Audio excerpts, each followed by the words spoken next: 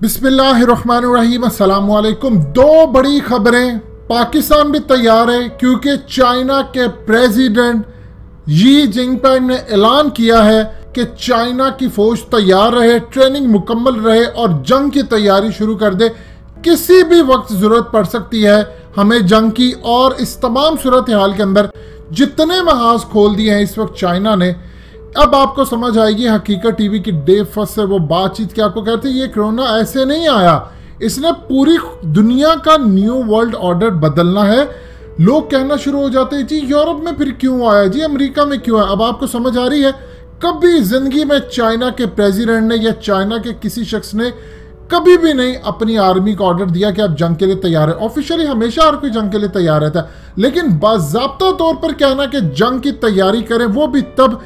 मजीद discuss करने से पहले इस वीडियो को लाइक करें, हकीकत टीवी को सब्सक्राइब करें और बेल आइकन पर जरूर क्लिक करें।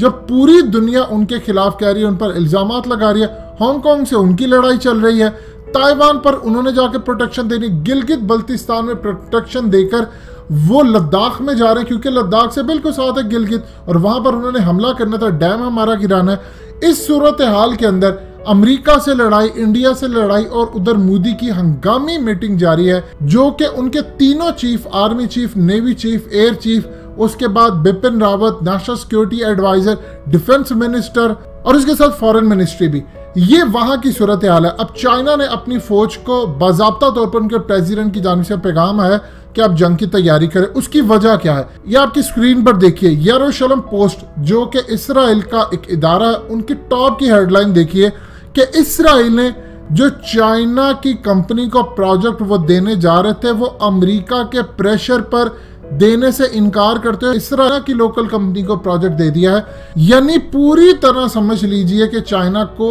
इसराइल ने ऐन मौके पर धोखा दिया।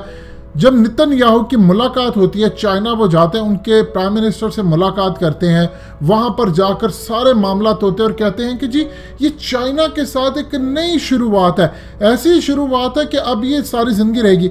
जब माइक पॉम्पियो हालिया पहुंचते हैं इसराइल के अंदर, नेतन्याहू से मुलाकात करते हैं और उन पर प्रेशर डालते हैं कि आपको साइड अब चूज करनी है, या तो आप हमारे साथ रहेंगे चूंकि आप हमारे इत्तेहादी हैं, या आप चाइना के साथ। ये नहीं हो सकता कि आप उनको प्रोजेक्ट दें प्लांट का और उसके साथ 25 साल का प्रोजेक्ट दें और फिर हमारे साथ भी रहें चूंकि हम लड़ने जा रहे हैं चाइना से। ऐसा नहीं होने जा रहा। और उसके बाद आप देख लीजिए, माइक पॉम्पियो के विजिट के बाद फौरी तौर पर उन्होंने प्रोजेक्ट देने से इनकार कर दिया। अभी हाल ही के अंदर चाइना के प्रेसिडेंट ने क्या कहा, चाइना की जानिब से बयान है कि यहूदी हमारे बड़े अच्छे दोस्त हैं। यहूदी तो अपने सगे बाप के दोस्त नहीं होते, उन्होंने तो नबियों को नहीं छोड़ा, उन्होंने तो अल्लाह के खिलाफ बगावत की। आज भी देख लें, जो इसराइल का वर्ड है ये तो हजरत याकूब अलैहिस्सलाम का लक़ब था, और उस सूरत हाल के अंदर उन्होंने इसका जो मीनिंग ही चेंज कर दिया। उसको कहते हैं खुदा के साथ लड़ाई। उनकी क्या लड़ाई है? उन्हें सबसे ज्यादा इस चीज का गुस्सा है कि मोहम्मद सल्लल्लाहु अलैहि वसल्लम क्यों यहूदियों में से नहीं आए। ये जाकर आबाद हो गए थे अरब के अंदर। इन्होंने जब इनकी किताबों में लिखा था कि आखिरी नबी आएंगे, अल्लाह पाक उनके मुंह में अपना कलाम डालेंगे और वो दुनिया को दावत देंगे, इनको अंदाजा भी था कि वो अरब की सरजमीन में आएंगे। ये वहां पर जाकर आबाद हो गए। आप अंदाजा कीजिए 500 साल से ये वहां पर आबाद होना शुरू हुए थे कि हमारी ही नस्लों में से आके, इतना तकब्बुर था। लेकिन जब हजूर पाक सल्लल्लाहु अलैहि वसल्लम ने नबूवत का ऐलान किया तो इन्होंने मानने से इनकार कर दिया। कुरान तो यहाँ तक कहता है ये आपको बड़ी अच्छी तरह पहचानते हैं, लेकिन इस सारी सूरत हाल में इन्होंने नबियों के साथ बगावतें की, तो ये चाइना को सपोर्ट करेंगे। उनके रब्बी उठकर कहते हैं कि चाइना टूटेगा, चाइना सोचता है कि वो सुपर पावर बने, ये इसराइल का हक है। और इस तरफ सूरत हाल देख लें कि उसके फौरी बाद उनके प्रेसिडेंट की जानिब से अब ऐलान है। अब इंडिया क्या कह रहा है? इंडिया कहता है कि ये तो हमारे लिए तो बयान नहीं दिया, जबकि उसने एक फॉर्मल बयान और जनरल बयान दिया है कि चाइना की फौज तैयार है, किसी भी वक्त इंडिया से जंग हो सकती है, किसी भी वक्त अमेरिका से हो सकती है, और उसके साथ जंग हो सकती है ताइवान के साथ किसी भी वक्त। और जहन में रखिएगा पाकिस्तान भी तैयार है। ये नहीं हो सकता कि चाइना की जंग होगी और हम यहाँ पर मजे से बैठे रहेंगे, अच्छा चाइना है लड़ा। चाइना की जंग होगी तो जंग आपको भी लड़नी पड़ेगी। पाकिस्तान भी तैयार है। अगर चाइना इंडिया से लड़ेगा तो क्या अफगानिस्तान से हम पर हमला नहीं होगा, या इंडिया हमला नहीं करेगा, या उसके बाद अमेरिका ताइवान पर आकर साउथ चाइना सी के अंदर हमला नहीं होगा? अब ये वो वक्त आ गया जब आपने आखिरी जो जंग अजीम जो बड़ी है, ये मामला तो उस तरफ जा रहे हैं, आपको पोजीशन लेनी है। आप चाइना के साथ खड़े हैं तो इसका मतलब है उसकी जंग के अंदर आपको हिस्सेदार बनना पड़ेगा।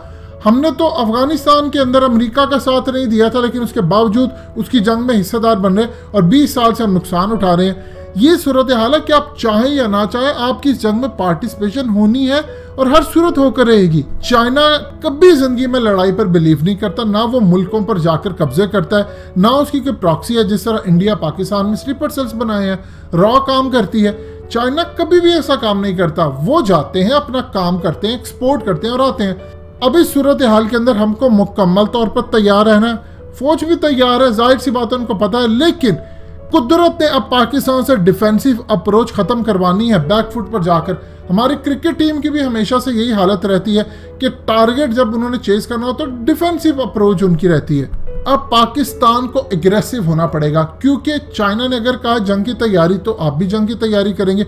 इंडिया पर हमला होगा तो इंडिया ने आपके अंदर भी हमला करना है और आपको भी जवाब देना पड़ेगा। लिहाजा इस चीज़ को ज़हन में रखिएगा, न्यू वर्ल्ड ऑर्डर है, ये दुनिया का निज़ाम बदलने जा रहा है। ये कोरोना पूरी दुनिया को अपनी लपेट में लेने जा रहा है, ये बड़ी जंगों की तरह मामला जा रहा है और ये होकर रहेगा। आज हो, कुछ महीने बाद हो, कुछ सालों बाद हो, लेकिन अल्टीमेटली, क्योंकि नबी पाक सल्लल्लाहु अलैहि वसल्लम ने फरमाया था कि बैतुल मुक़द्दस की आबादी मदीना की वीरानी और मदीना की वीरानी बड़ी जंगों और फितनों का ज़हूर होगा, जो कि एग्जैक्टली अब होने जा रहा है। दोस्तों, हकीकत टीवी को सब्सक्राइब करना मत भूलिए, वीडियो को लाइक करें, शेयर करें और कमेंट सेक्शन में अपनी राय का इजहार जरूर करें।